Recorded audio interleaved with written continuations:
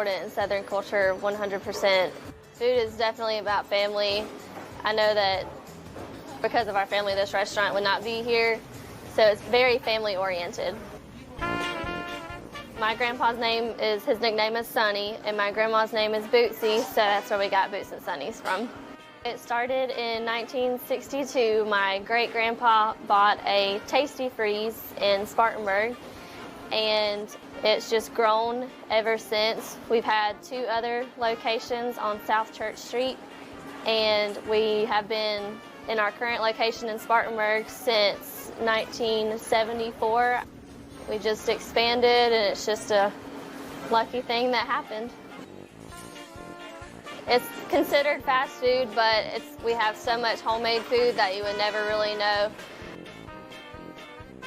Whenever we bought the Tasty Freeze back in '62, my great-grandma started messing in the kitchen, and she started getting a chili recipe going, and she was tweaking it all the time. The chili, the beef hash that we make is my grandpa's recipe. The slaw, the baked beans. We make our own onion rings. So we make a lot of homemade stuff. We take pride in what we make, and we love what we do. Well, South Carolina, if it would be one dish, it would definitely be the pulled pork and the baked beans. My dad smokes the pork every time that we make it, and it smokes it for probably 10 to 12 hours, so it's very slow smoked, and it's some of the best pork I've ever had. I'm very biased, but it's still really good.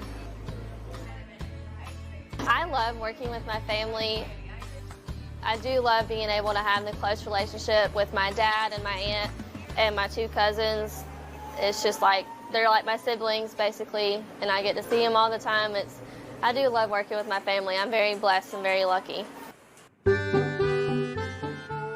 It's a very small town, but it's a very close-knit town. Everybody pretty much knows everybody, and it's just a very close-knit community I like it. It's a very, very nice town.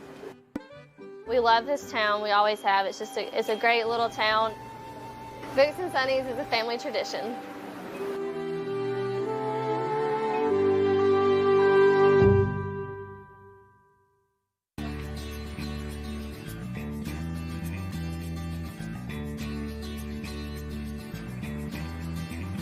If you've never heard of Boats and Hoagies before, it would be a place when you walk into, you feel at home. We may not greet you when you first walk in, but I guarantee you we'll talk to you before you leave. That's Boats and Hoagies.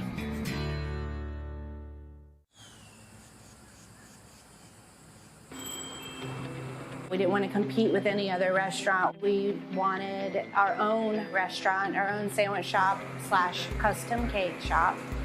We quickly decided that a sandwich shop was what the community needed. A sandwich shop where you can come in and get really good food quickly. We basically filled a niche in McClellanville. Brandon is the savory side, I'm the sweet side. I'm a sandwich artist. I assemble sandwiches, layers of goodness, toasted on a flat top. I basically started doing cakes as a hobby about 5 or 6 years ago, and then it turned into a career. My wife, Ellie Wall, cake decorator, true artist, truly is. Working with Brandon is awesome. We laugh, we have fun. But working with Ellie, this is what I've needed in my life, my whole life. Brandon is my favorite chef in the world, and I am absolutely spoiled. We're in a boating community, so Boats and Hoagies. Boats and Hoagies. The community is full of boats. Everybody has boats. Fishing, shrimping, oystering, clamming. That's what a lot of people in the village do. It's really cool because a lot of the boats that we see go by are actually work boats. There's not an ugly, disappointing view at all.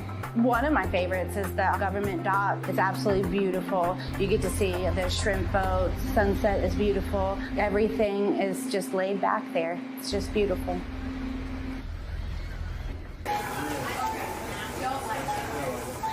If South Carolina was one dish, I think it would be the 843.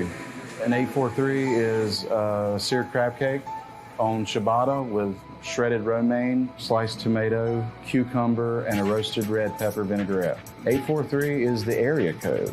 We use local shrimp, local crab meat, and whatever else we can get locally. So Saturdays, we do seafood Saturday. And so whatever we can get from Carolina Seafood or Bulls Bay, Livingston Seafood. And then we'll feature that on Saturdays. But a lot of people will get to-go sandwiches, take them out on the boat. So we pack their cooler for them. We do what we call the tackle box, which is 4 sandwiches, 4 sides, 4 drinks, and a 20-pound bag of ice. And a lot of families take advantage of that. When I think of Southern cuisine, I think it's just filled with flavor, filled with love. I learned a lot from my grandmother. I went to culinary school in 2000. My chicken salad is my grandmother's recipe. Coleslaw, same thing. Everything else is just things I picked up. There's not a recipe for fried bologna sandwich, I'm sorry. And pimento cheese, you have different variations of pimento cheese, but I just keep it simple. Food brings friends and family together. That, in my opinion, is what the South is about, bringing family and friends around the table. The South is filled with flavor itself, not even in the food industry. McClellanville is filled with a lot of artists, a lot of writers, poets, painters. A lot of the artwork in here are from McClellanville artists. There's poets, painters. They support everything that other people do, even if it's not their own beliefs. A very small, tight-knit community filled with love. It's actually the best community I've ever been in. I believe there are 502 residents in McClellanville, and at one time or another, I'd say about 75% of them have been in here. The people in McClellanville have supported us since day one. They're our best supporters. People in McClellanville are the best thing that's ever happened to me. I've lived in Charleston County for 13 years, and not until I came here did I feel at home. But the people that keep us alive and laughing are the locals of McClellanville. I think everything happens for a reason, and I think there's a reason that we ended up here, and there's a reason that we're still here, and we're not going anywhere. As long as my feet and my legs can stand it, I'm here for life.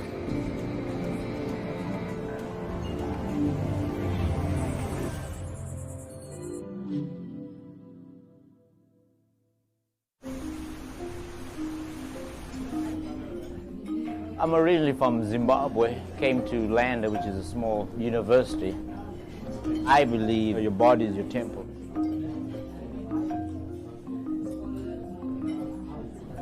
Understanding nutrition, understanding what you're putting in is really important if you want to maintain a health.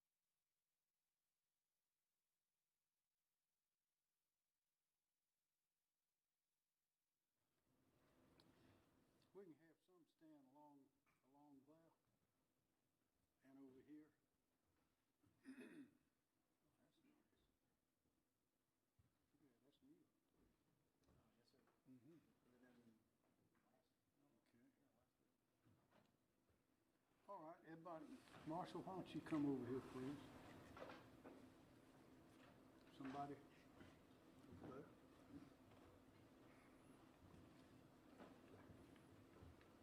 There you go. Can you move on up there? All right. Y'all, thank you for coming out. As you know, hurricane season began a little early this year, and we had a storm that came ashore just a few days ago. It did not reach hurricane status, but we've had, I think it's four hurricanes in the last 4 years that we had to deal with. So this is a briefing about that, and we'd be glad to answer everyone's questions and other questions at the end if you have any. I'd like to call on First Director Ken Stinson of the Emergency Management Division. Ken? Yes, sir. Thank you, sir. Kim Stinson with the State EMD. Just as we get ready every year for the upcoming hurricane season, we need residents at home to do the same. We need everyone to be their own emergency manager. We would like to emphasize that the entire state is susceptible to the effects of a hurricane, not just coastal counties. What we've seen in the past few years is a significant amount of flooding, resulting not just from near misses from hurricanes, but also from other major storm systems that have come near or into South Carolina. Anywhere in South Carolina is prone to flooding, and certainly flash flooding. If you live in a flood-prone area, make sure you have flood insurance. If there's a flood warning issued, make sure you have someplace to go so you don't get trapped by floodwaters. And then never, and I cannot stress this enough, never try to drive through flooded areas or move barricades. Avoid flooded areas at all costs. As you've heard in the past, we encourage citizens to have a plan and make it personal. Due to COVID-19 for hurricane season 2020, we want everyone to remember time, space, people, and place. Time, space, people, and place. As a way for people to remember health safety precautions while getting ready for any hurricane that may head towards South Carolina. So for time, give yourself enough time to prepare for a hurricane. Space, make social distancing a part of your every aspect of your hurricane planning. People, make sure all the people in your family know your hurricane plan and make sure that they too know what to do to stay healthy. And then place, know where you will go once the evacuation order is issued for the area. Staying in a hotel or friends or family out of town are excellent options to protect yourself during and after the storm. The 2020 annual South Carolina Hurricane Guide contains updated information about what you can do right now to make sure that you're prepared for the effects of a hurricane. And the 2020 Hurricane Guide is available on our website at scemd.org, along with accessibility through our South Carolina Emergency Manager app, which can be downloaded on your smartphone. And on June 7th, it'll be available in printed format in all newspapers from the coast back to Columbia. Also, all Walgreens, all interstate welcome centers, and also coastal DMV offices. The last item is, in closing, one of our biggest strengths here in South Carolina is the outstanding local and state team that has planned together, exercised together, and operated together in the last several years. And accordingly, the 9 major disasters that we have experienced in the last 7 years places us in an excellent operational posture for any hurricane that may impact South Carolina this year. Thank you, sir. Thank you, sir. General McCarty, Adjutant General. Thank you, Governor. The South Carolina National Guard, both the Army and Air, in events that we support like hurricane deployments, we are an agency that supports our state entities such as Department of Transportation, other entities here at the state level. We also support our local governments at the county level and the municipal governments, and we work with our federal partners to ensure that we have an adequate response here in South Carolina. In preparation for that, we look and focus on 3 things. First of all, building and maintaining relationships with those that we support. We do that on a constant basis throughout the year, working with our state agencies, working with local government, and with our federal agencies to ensure that we're ready for any type of mobilization that may be necessary. We always have liaison officers that we deploy out to the counties to ensure that we have good channels of communication from the counties back to the state, that we can be sure that we're not ever late to need for what the county may need to support their operations. We also look to always review our plans. We constantly review our plans to ensure they're in sync with the state hurricane plan, and we do that on a regular basis. We rehearse those plans, we exercise those plans, and after we've done that, we do after-action reports to ensure that the plan meets the needs of our supporting entities. Last thing, though, we focus on the mobilization part. The majority of the South Carolina Guard are what we call traditional M-Day soldiers. They're the citizen soldiers. They're at home at times in preparation for these events. So we practice our mobilizations by conducting our alert rosters and recalls, and as we've seen over the last few years, we've actually had to implement that, and we've mobilized, in some cases, over 4,000 soldiers. To support a full-scale mobilization here in South Carolina, it would mean the activation of approximately 1,800 soldiers and airmen.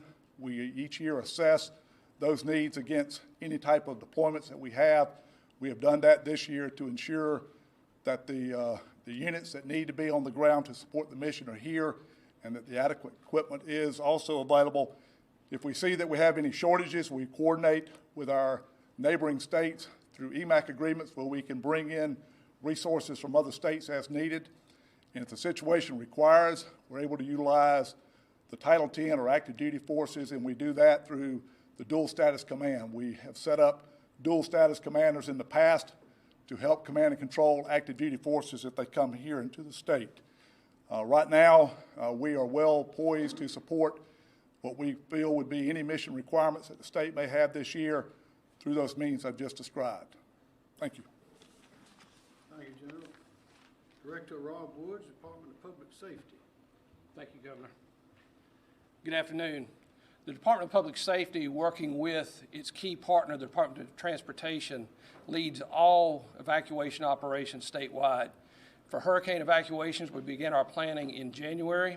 We review all of our routes, ensure that proper signage is in place, the blue evacuation signs, as well as checking all of our traffic control points.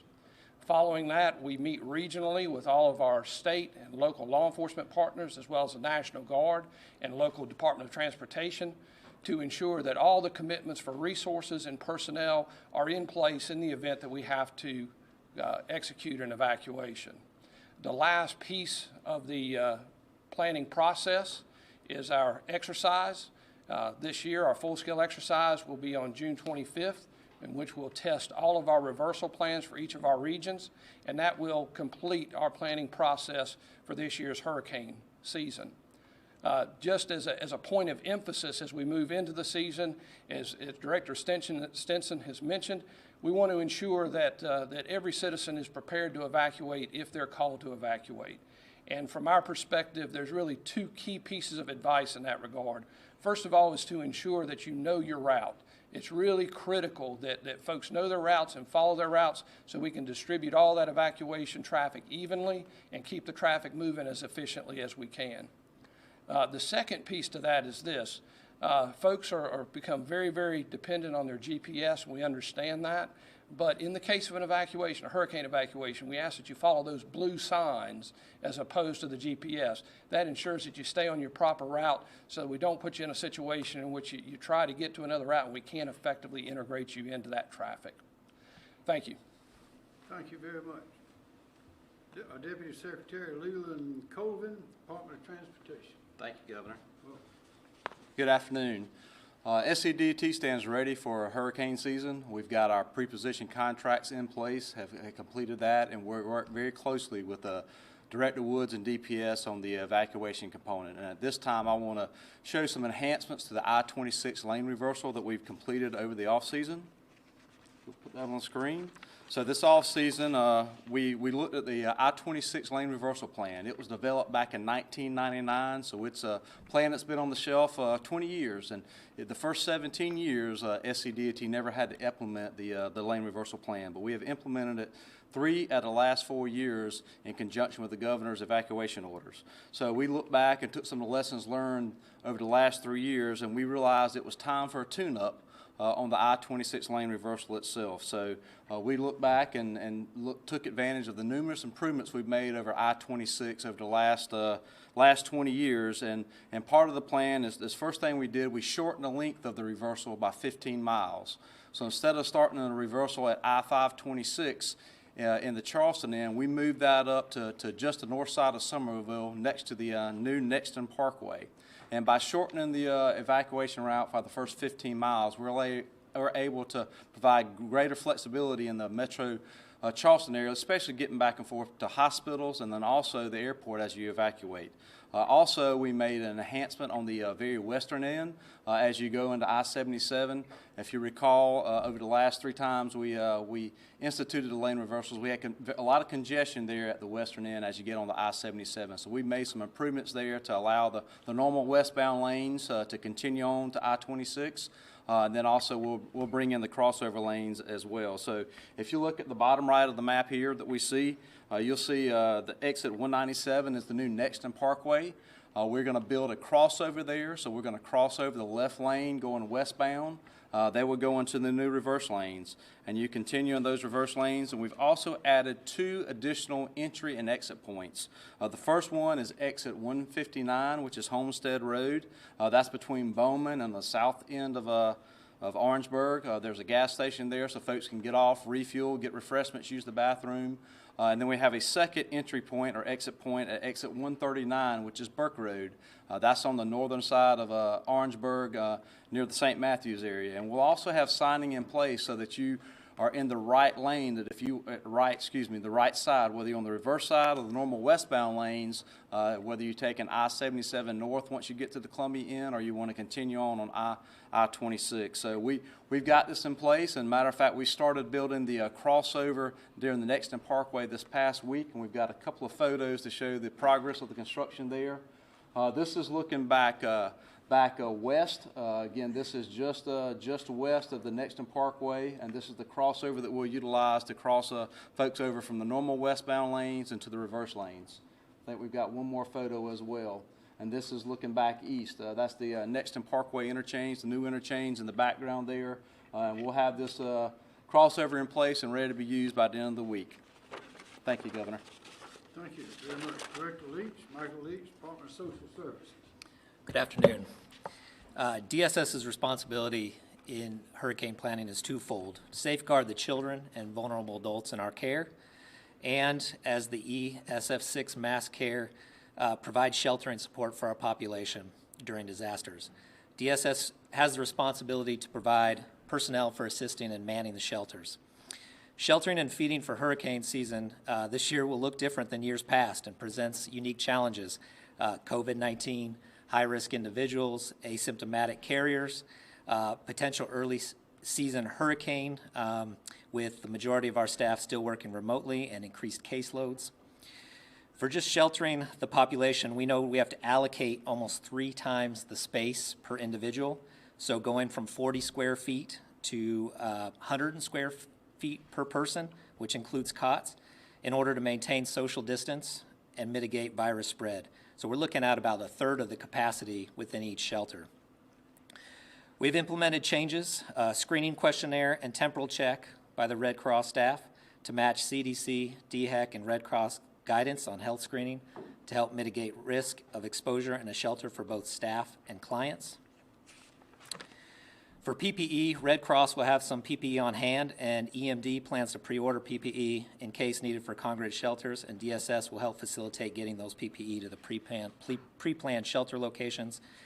Feeding operations and shelters can no longer be congregate feeding in cafeterias like before, and now we'll be boxing up individual meals for safety. So feeding entities will assist with this, including the Red Cross. We are also identifying areas in every shelter where to conduct screenings with our partners, as well as maintaining social distancing and provide options for those high risk, possibly exposed or positive for COVID-19. If COVID positive or elevated body temperatures, we'll be isolating away from the general population in a pre-designated area until they can be transferred to a non-congregate care setting through a DHEC triage line. It is critical for the public to be aware of the items to bring as you head to a shelter. things like prescription medications, extra clothing, pillows, blankets, hygiene supplies, anything needed for children, diapers, formulas, toys, important documents. And if a client shows up with a pet, we will assist the client and find a temporary safe place for the pet, either in a separate area in the shelter or a pet shelter. We'll be working with local DHEC offices to ensure that those already isolating for symptoms of or have tested positive for COVID have a place to go separate from the general population. Thank you. Marshall Taylor, General Counsel of the Department of Health and Environmental Control. Thank you, Governor.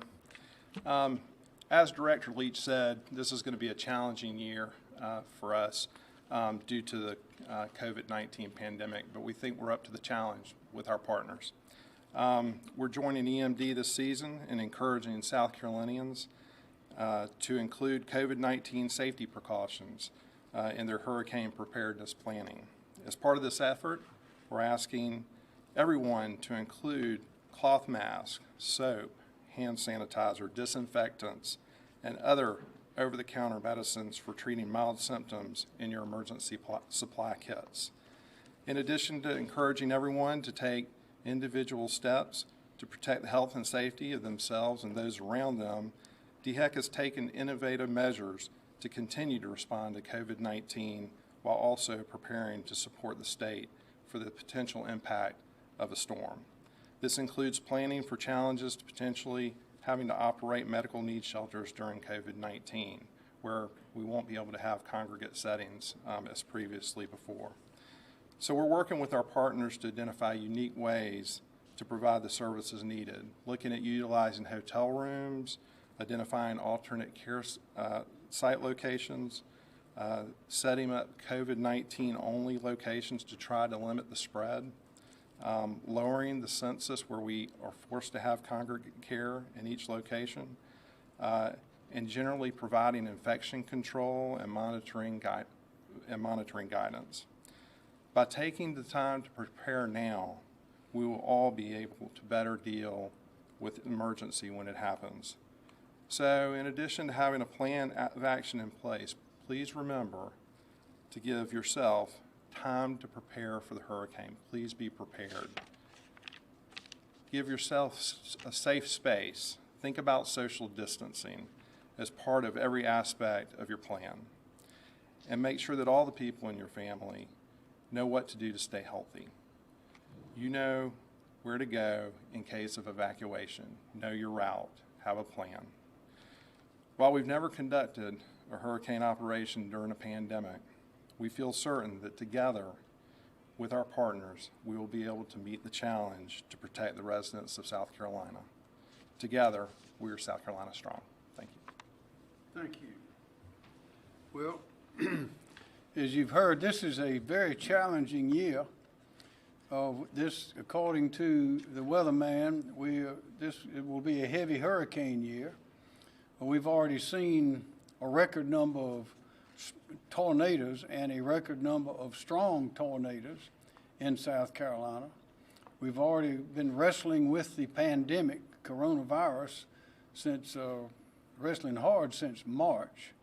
Now we're entering hurricane season, and it's forecast that this will be above average in the number and strength of hurricanes.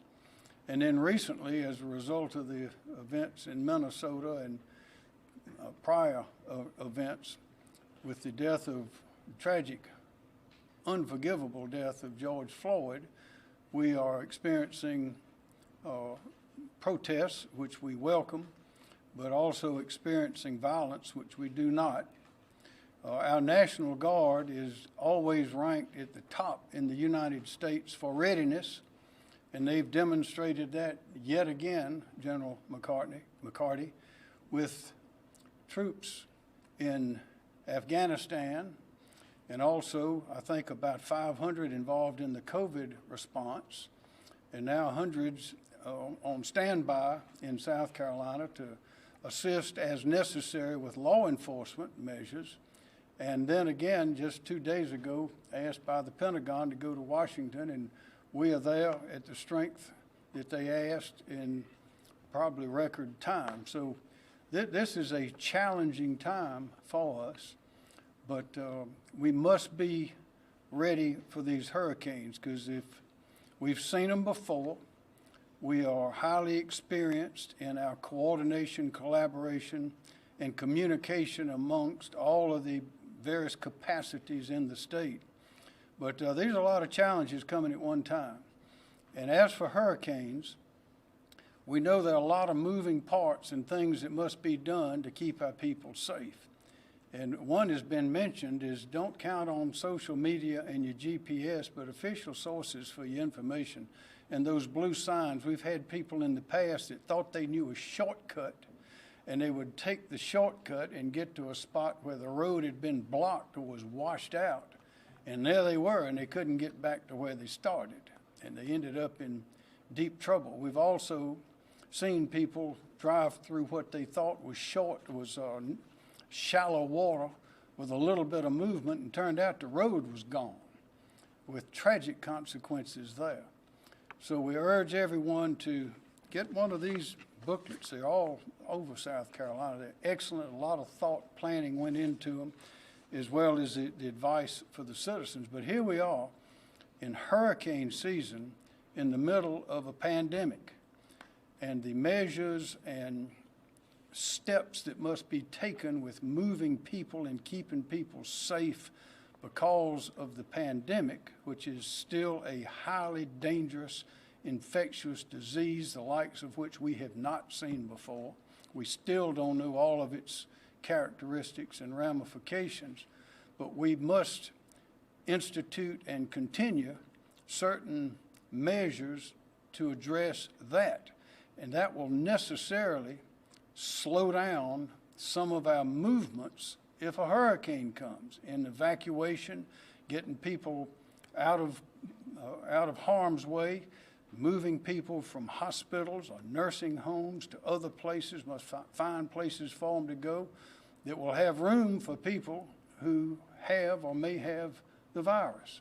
So this is really, this is a challenge already, and with the possibility of hurricane, that will amplify it many, many times. So as we've been urging people, be prepared, listen to the sources of advice, the official sources that are prepared for hurricanes as well as the pandemic. Use your common sense. Don't be careless. Don't be stupid. And we'll get through it. But we are certainly facing some challenges that we've not had before in our memory, those of us here. But with that, we'd be glad to answer your questions. Ms. Adcox? Well, what will the shelters look like, and have folks that are commonly used as shelters, have they declined to be used this year? Like schools? Who wants to answer that? Say that again. Places that you normally use for shelters, like schools, are they still going to be a shelter, or are folks declining to serve as a shelter this year? At this point, schools are our primary congregate care shelter. And with a third of the potential population in a school than there normally would be, we are with the local EMD partners looking at additional schools. How many shelters do you have available in general, and how many do you think we'll need? I think right now that a good number, just based on maybe worst case scenarios, we'd be between maybe 70 to 100 shelters. And I believe the total amount of shelters is in the current hurricane plan that is on the website. Did the last storm that sort of popped up out of nowhere, did that show us any holes in our planning?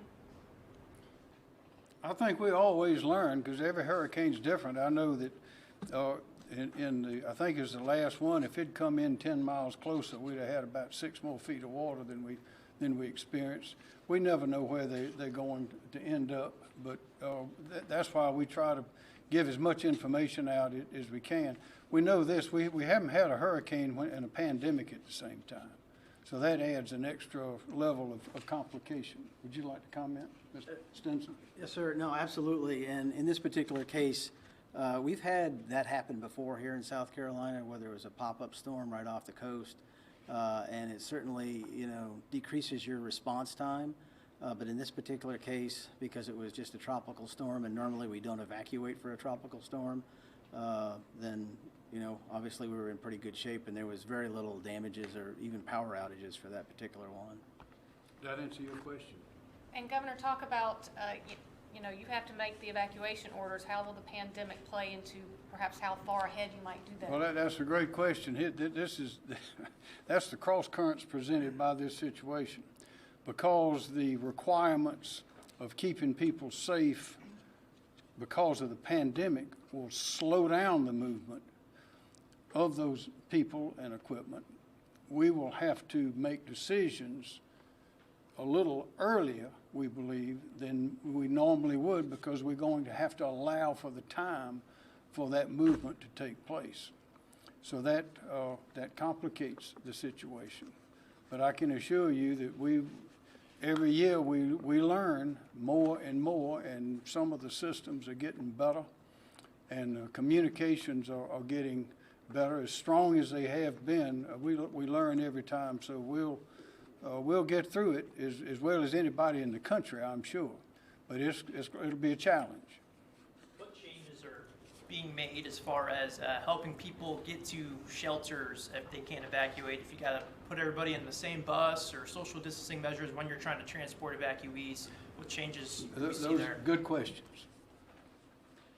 Yeah, that's one of the things that we always have to address, is those people that do not have transportation themselves. So right now, and we've had a plan, and we've actually executed it, I think 3 times now, where we've brought in either school buses or motor coaches. And in a particular case right now in motor coaches, is that, to the governor's point, is we're going to have to make that recommendation to him sooner to get those here in South Carolina, probably well before the storm itself. So we're going to have to make those earlier decisions. And then in terms of once the buses get here at the collection points, then we'll have to have screening there, and then the potential for some of those people to be moved to a non-congregate setting because of possible infection or their family. And then we'll also have to provide face masks for individuals on the bus. And then we're also going to space out the number of passengers on the bus to spread out to give that social distancing. So we've taken that into consideration, but it's going to take a little longer, and it may be a little slower in some cases, but we think that we've got a pretty good plan in terms of making sure that we keep everybody safe and get everybody out of harm's way in terms of the actual potential for surge. You guys have brought up face masks a couple of times here in the press conference. Here in South Carolina and across the country, we've had people who just flat out do not want to wear a face mask. In terms of a hurricane's coming through and they need to have a mask in a shelter, how are you guys going to handle that, or to get on this bus to be transported? Well, I think where we're going with this is that, certainly in the Red Cross shelters, that may be a requirement for people to wear a mask. Same for in the buses as well, a requirement to maintain everybody's safety. More questions? Yes, sir. Governor, yesterday, Joe? DEC officials, they were expressing concern over the rise in cases of COVID-19. Do you agree? And they also said that there are people who were not practicing social distancing or wearing masks. Do you agree that South Carolinians are not heeding these warnings? And is there a point where you may have to put restrictions back in place? Well, if everyone would follow the practices, we'd be in a better shape than we are now. I think we've all been making the point over and over again that the virus is still here. It's still just as dangerous as it was before.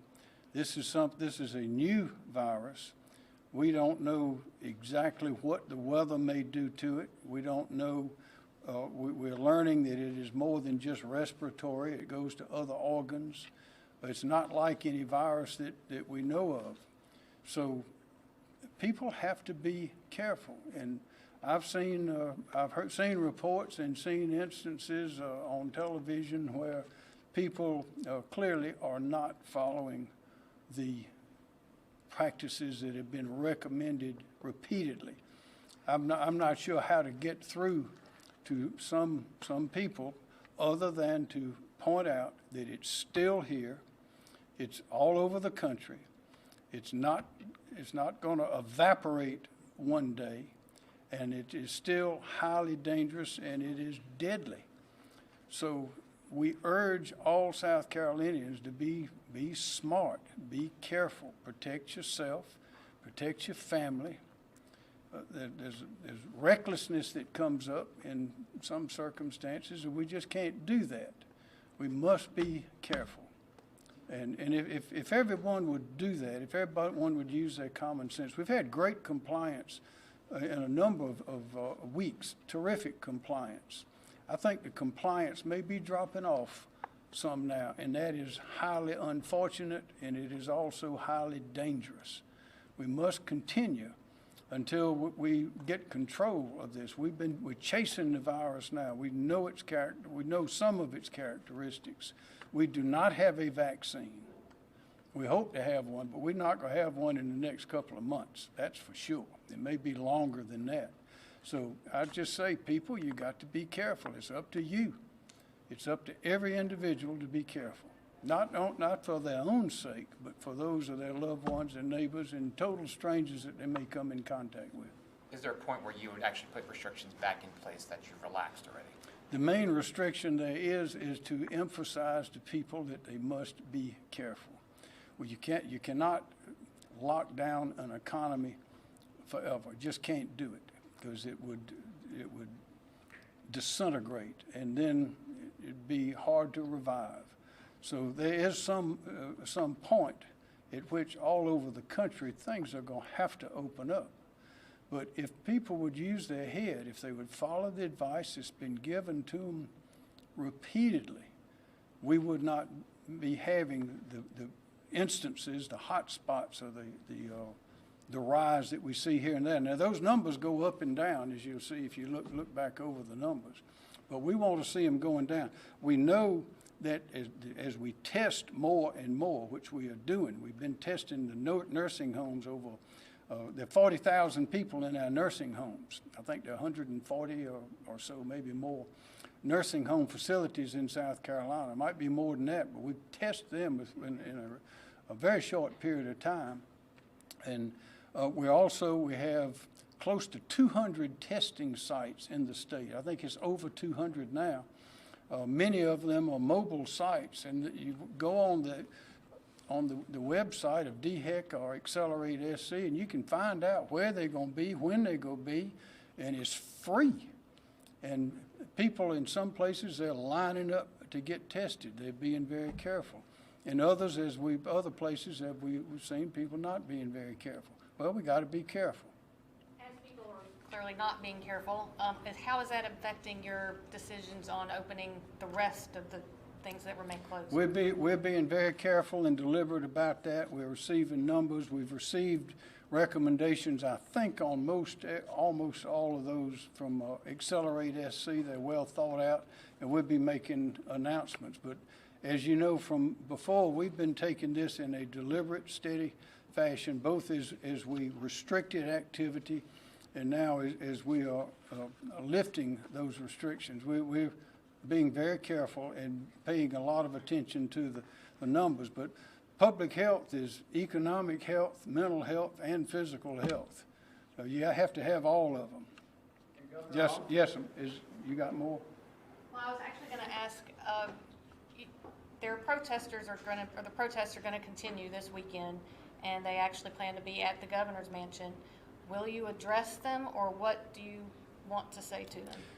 I would say to protesters that we learn from you. We welcome protests. We welcome information. We learn from protesters. Peaceful protests are a part of what makes us smarter and makes us a great country.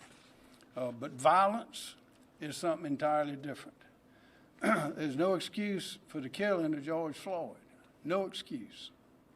There's no excuse for rioters infiltrating, getting involved in these protests, with peaceful protests, and ended up throwing bricks or chairs through a window and then throwing firecrackers and things on tables where people and families are eating dinner. There's no excuse for that. There's no excuse for slashing tires and burning automobiles. No excuse for that. None.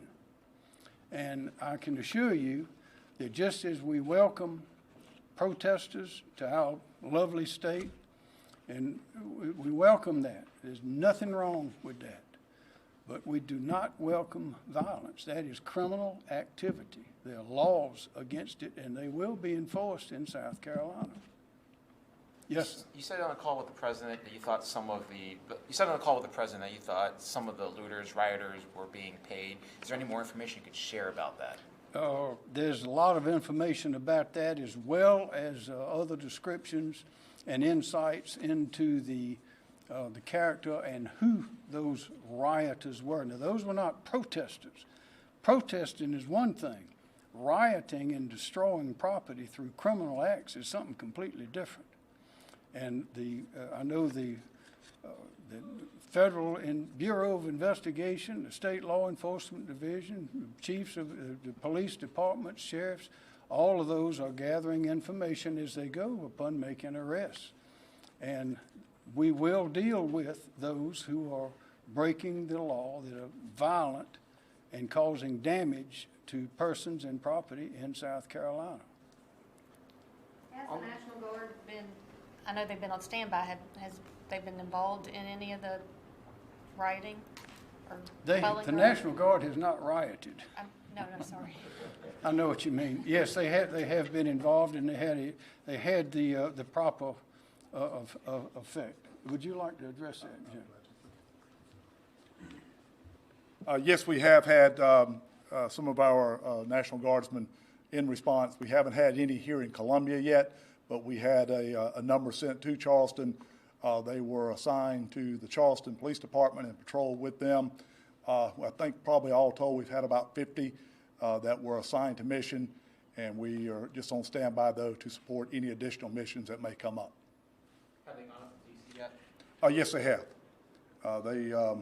We got notification on Tuesday, and by Wednesday we were working with the Air Force for airlift, and they were sent up to D.C. by Wednesday evening. They were on the ground there, and late Wednesday night we had approximately 200 soldiers on duty, and we are scheduled to have an additional force similar to that tonight on duty, and their mission is primarily just presence patrol at some of our national monuments in working in support of the District of Columbia National Guard. How long will they be in D.C.? I don't know that we can really say that for sure. We are, the time period is spelled out in the orders through the weekend, but I think certainly an event like this, it's all situational dependent about what that status will be long term. How does that affect, if we have a hurricane, how does that affect that? Right now, we're still in good shape. The South Carolina National Guard, between the Army and the Air, is well over a 10,000 person force between the two. Between what we have as early identified in support of the COVID mission, we have about 500 there. We have about 500 that are deployed here in South Carolina in support of the civil unrest mission. We have about 450 that are deployed to the National Capital Region.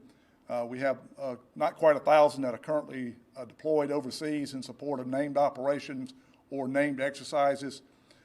So we still have a significant capacity here in the state to draw upon to meet the requirements as stated in the hurricane plan that I mentioned earlier. I don't see at this time that we would have any issues except in areas that we traditionally have issues. We normally have to look to, and depending upon the storm's impact to the state, to bring in through EMAC, and that's the Emergency Management Assistant Compact. We have to bring in, and have done so, engineers from other states. North Carolina came in 2015. Occasionally we have to bring in MPs, and we always look to have at least aircraft available to support search and rescue, operations there. But outside of that, the general purpose troops, we're normally in very good shape to support all the needs that we have here in the state. That answer your question? Yeah. Are there more questions? Yes, Governor. Let's go to this man over here first. So yesterday, the South Carolina Legislative Black Caucus held a press conference, and they had mentioned just some things they would like to see done in response to these protests and the death of George Floyd. Some of those things include a council or a commission that would look at police reform efforts in South Carolina, passing a hate crimes bill here in the state, and then the other thing as well is fully funding police body camera laws. Have you had conversations with them about these? Are you looking at potential reform efforts in response to these protests? Yes, I think I've spoken to a number of the leaders there, and we had a conversation here on Sunday, as you remember, when we had a lot of the leaders of the African American community here with us. And those talks and ideas are ongoing, and you will see some activity as well as a lot of recommendations that will come out of these conversations. And there may be a formal group, large or small, or several others, but this is a good time to take a good look at what we can do better in a variety of situations. Yes, sir. Yes, sir. So as we've said this whole time, coronavirus is still with us, and we're still talking about what we can do to reopen the economy. Do you think that businesses should be mandated to follow those CDC guidelines to make sure that they're still reopening safely and that people can have that kind of confidence to go back and that we can keep the numbers down? And if not, why? No, what the main thing we can do is make it very clear as to what people need to do. There is some point at which mandates simply do not work because they are unenforceable largely. But to emphasize to people the facts, that is to inform, knowledge is power. When people understand the consequences of the behavior perhaps that they are involved in or that they see, when they stop and realize the consequences of that is when you get good results, and that is what we're counting on the people of South Carolina to do, as we have from the very beginning. And it has worked so far. We've seen we know we're going to get more positive tests because we're giving many more tests statewide than we were doing before. So naturally, if you double the amount of tests, you may double the amount of positives. The numbers will go up and down, but in the end, the only way to keep the people safe is to have the people themselves take it upon themselves to follow the best practices, follow the rules, understand they're dealing with a very dangerous virus that is still here just as it was back in March and just as we saw it explode in New York and other places. That same virus is still here. It's not left. It's not going to leave. And we got to be careful. Particularly, the weather's warming up. People want to get outside. A lot have stayed inside. They're ready to get outside, and we're all for that. But you've got to be careful. Got to be careful, inside or outside. You got to be. All y'all were tested for, or given the thermometer thing before you came in here, I believe. Well, that's because we're being careful here. I think you're pretty safe right here. Well, in some places it's not like that, but people need to be careful. Any more questions? Yes, sir. Governor, General Mattis yesterday, I think in an op-ed, said that he thought the president was being intentionally divisive. I was wondering what you thought about his comments, and do you agree with them? Well, that's General Mattis's comment. I think the president is very able to explain himself. We're in a difficult situation, and with this virus, and in South Carolina, we have hurricanes on top of that. So we have plenty to concentrate on here. Yes, sir. If I could, Governor, if we could talk a little bit more about President Trump. On the call with him, you basically agreed with what he was saying, that strength works and you have to dominate, and you spoke about having Humvees roll through the streets of Charleston. That's right.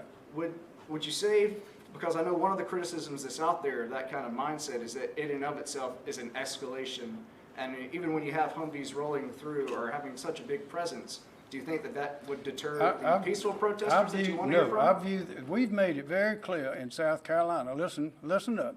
We made it very clear we welcome protests. We've had a lot of protests over the years in South Carolina and had no trouble with them at all. But when rioters get involved in a peaceful protest and resort to violence and are destroying people's property, that is not a good thing. It is against the law, and we will do all we can to see that it doesn't happen. So in having the force necessary to stop that is a way to prevent that from happening. And that's where the National Guard comes in. That's where strong police presence is a good thing to have. You hope you don't need it, but if you need it, then it's good to have it there. But usually, if you have a very strong protest, you don't have violence, and that's what we're trying to do. We want to be sure things are peaceful for the protesters, for what they're doing, the people that want to join with them, that want to be there. Things are peaceful for those who have businesses, who have families, who's living in their homes. We want to be sure to maintain law and order and peacefulness and safety for those people. And Ronald Reagan used to talk about peace through strength. Well, this is an iteration of peace through strength. I see it as a de-escalation of violence. That is the whole purpose. Well, still, when you bring that up, though, I just honestly don't know many people who, if they see military Humvees or military-style Humvees rolling through the streets, that they want to be there no matter what they're there to talk about. I understand how you say that it could stop rioters, but the peaceful protesters were also some folks who were still out there, and then they saw this rolling through. What kind of mindset would when there's a curfew in effect, it's time to go home. And if there's a strong presence at that time, then that's another indication it's time to go home and be peaceful and go home. Last question, of President Trump clearing Lafayette Square in order to take a picture in front of St. John's Church. I don't know the details on that. I've only heard what some folks have said. I know it's a very difficult situation up there in D.C. right now, and that's demonstrated by the fact that we've sent guardsmen up there. That's a tough situation. Thank you. Thank you.